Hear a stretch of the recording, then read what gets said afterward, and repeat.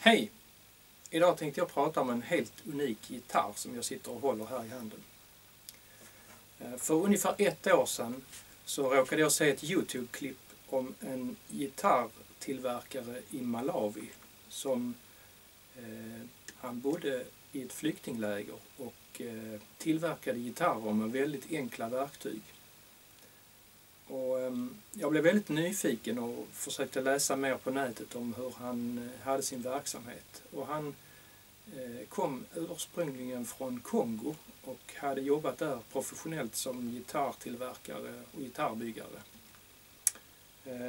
Men numera så bodde han då i Malawi och hade inte tillgång till någon större finare verkstad, utan han stod utomhus och sågade till sina grejer och använde otroligt enkla verktyg för att bygga gitarrer.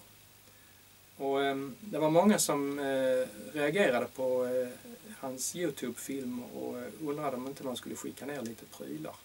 Då tänkte jag att jag skulle starta ett litet mini-biståndsprojekt. Så jag packade en låda med strängar och lite gitarrdelar och så skickade jag ner till honom. För jag håller själv på att reparera gitarrer, det är därför som jag hade tillgång till det. Och lådan kom fram och han började använda grejerna. Och det verkade som att kvaliteten på instrumenten blev bättre, för han hade bättre grejer att utgå ifrån.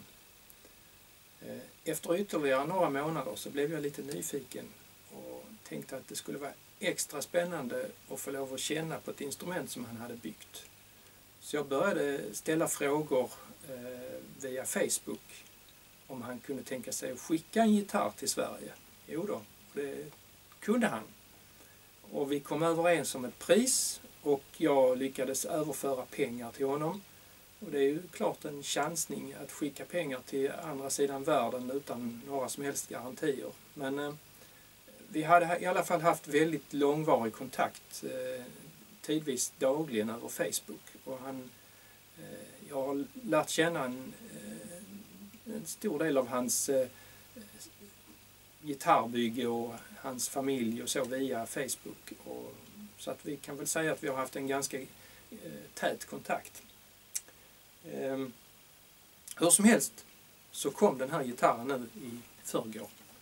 Efter många om och men. Den har legat på tullen här i Sverige i flera veckor. Eftersom de inte riktigt visste vad det var för någonting. Den kom i en trälåda. Ja, gitarren då. Den är byggd den har plywood i sidorna och botten. Och den har en slags mahogny i locket. Halsen är gjord i mahogny och greppbrädan också i mahogny. Bandstavarna, det är riktiga bandstavar som han har satt ut. Och jag blev förvånad här att han faktiskt har lyckats sätta bandstavarna på rätt ställen så den intonerar hyfsat. Stallet är hemmatillverkat efter någon klassisk förlaga. Stallbenet som sitter här i, det är en väldigt finurlig lösning där han har tagit en plastbit och sen har han skårat överdelen på plastbiten och limmat in en metallstav på överkanten så att han får en väldigt hård yta där strängen ligger an. Och det ger ganska briljant ton. Alla de här strängstiften, de har han tillverkat av någon plastpinne av något slag som han förmodligen har satt i någon enkel borrmaskin och svarvat till. För de är alltså handgjorda. Liksom ändknoppen, den verkar också handsvarvad av något plastföremål som han har hittat.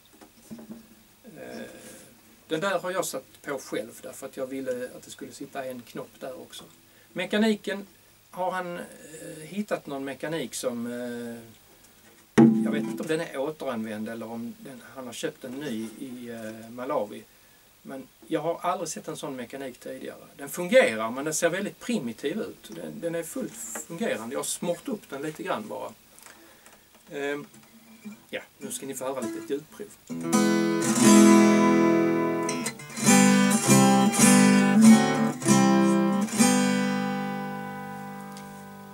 Den låter rätt trevligt, va?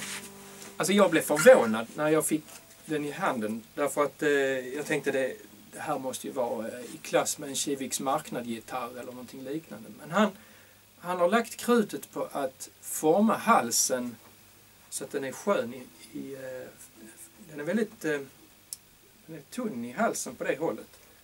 Och sen har han även varit väldigt noggrann med bandstavarnas lägen, och det är jag tacksam för att det...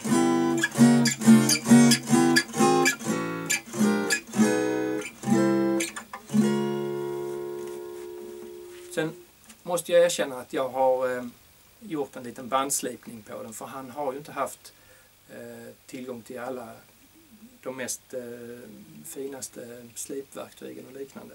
Så att jag har fixat den lite grann, måste jag säga.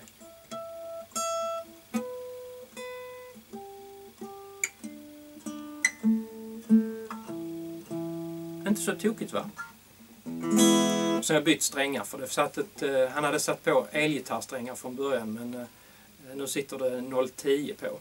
Och det ska nog inte vara tjockare än 010, därför att hur som helst så är den här halsen, den är gjord i ett väldigt styvt mahognymaterial. Det är alltså inte vanlig mahogny, utan det är någon malawisk mahogny.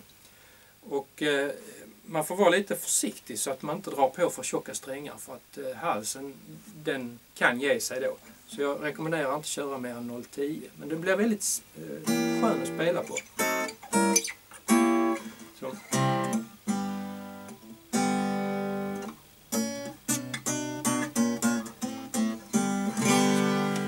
Ska man alltid komma på någonting att spela på.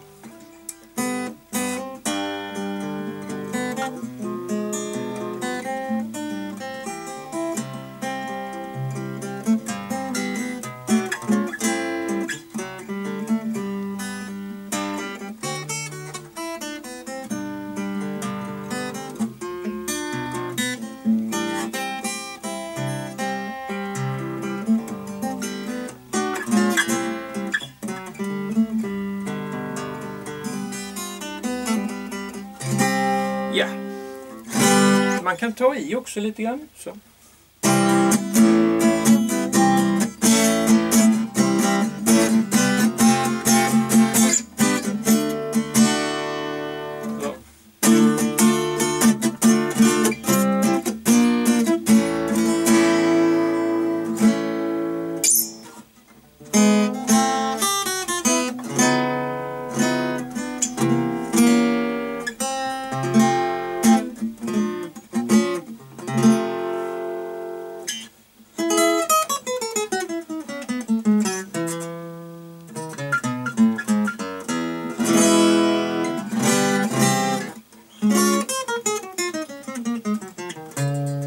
Som ni ser är spelbarheten helt okej. Alltså det är det som är så fantastiskt. Så även om gitarren har, det förstår ni ju själva, om den här är tillverkad utomhus i ett flyktingläger, så har man ju inte ytfinishen på den här. Den kan ju inte vara som en höglanspolerad Gibson som... Jo, sen glömde jag berätta en sak. Och det var det att jag tänkte att man kanske skulle stoppa in en mikrofon i den här. Och då råkar det vara så att jag har tidigare köpt små piezomickar från eBay i en liten påse. Och sen har jag lött på tilledningar till de här piezomickarna. Och sen har jag parallellkopplat 2 eller 3. I det här fallet har jag bara använt 2 stycken. Och sen har jag monterat dem på insidan av locket. Ungefär här. Så här sitter det 2 stycken piezomikrofoner. Och sen har jag satt ett vanligt telejack här. Eftersom det är plywood i sidan så tyckte jag att det var helt okej att sätta ett telejack i sargen. Annars så ska man vara försiktig med det, därför att det är lätt att man spräcker en gitarrsarg på det viset. Så att om man gillar ljudet som det är akustiskt då,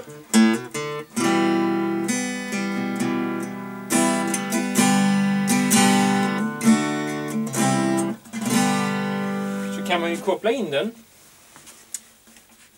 då låter den så här.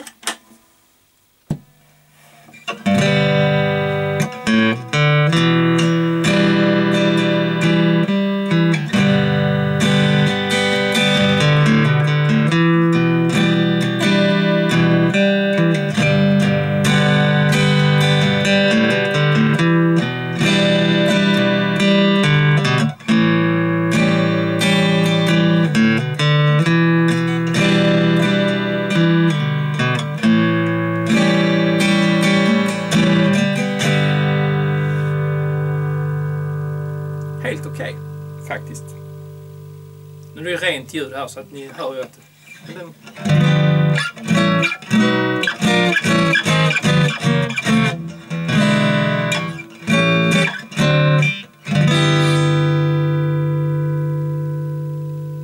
ja. Kul gitarr. Tack för denna gången.